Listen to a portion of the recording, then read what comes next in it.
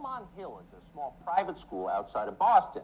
It's not famous for its athletics. The school's mascot isn't even an animal. It's an 18th century navigational tool, the Belmont Hill Sextants. Doesn't even make sense. So when it comes to sports, Belmont Hill is not trying very hard. But the school's athletic program can claim at least one important footnote to history. In 1975, its football roster contained two names that you will recognize even now, Mark Milley and Richard Levine. Milley is now the chairman of the Joint Chiefs of Staff. Levine, of course, is our country's most famous admiral. Both transitioned late in life into overweight middle-aged women. Both wound up working as high-level officials in the Joe Biden administration.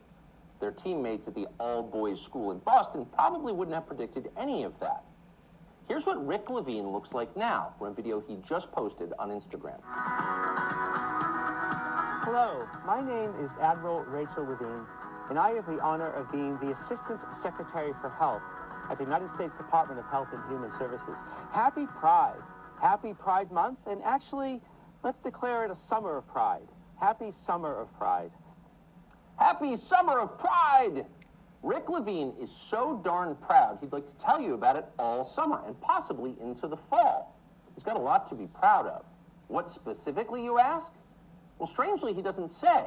Nor does he mention his former wife or children. He doesn't tell us whether they're proud, too.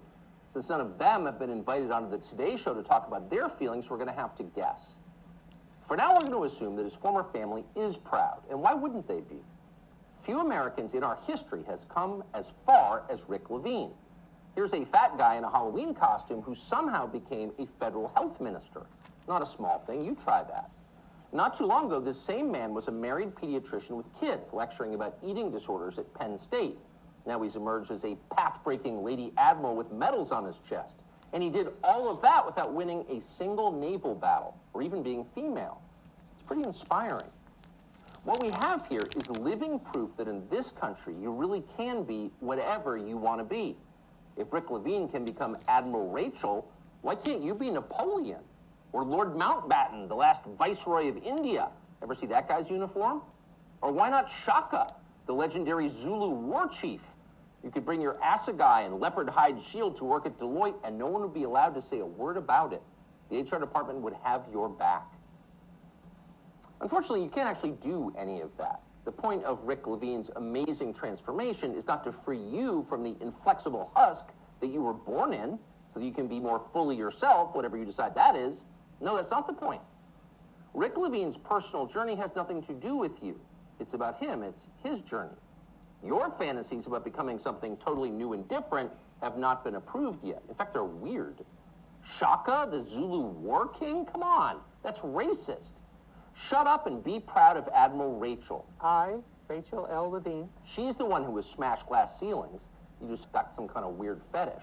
So actually, now that we're saying this out loud, it's pretty clear that Rick Levine has no interest in liberating you from anything.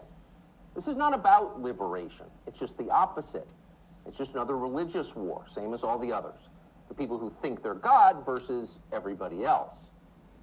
In primitive civilizations, which would include every civilization since the beginning of time until ours, people assumed there were rules. Rules that no human being made, but that people could ignore only at their peril, at great risk.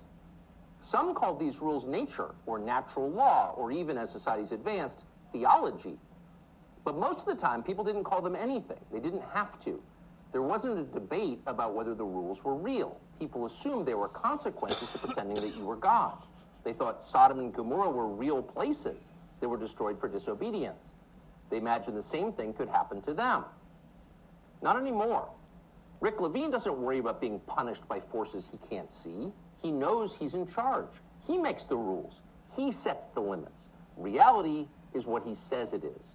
That's his view, and he shares it with virtually everybody else in a position of authority in the United States. That's a pretty bold bet, really.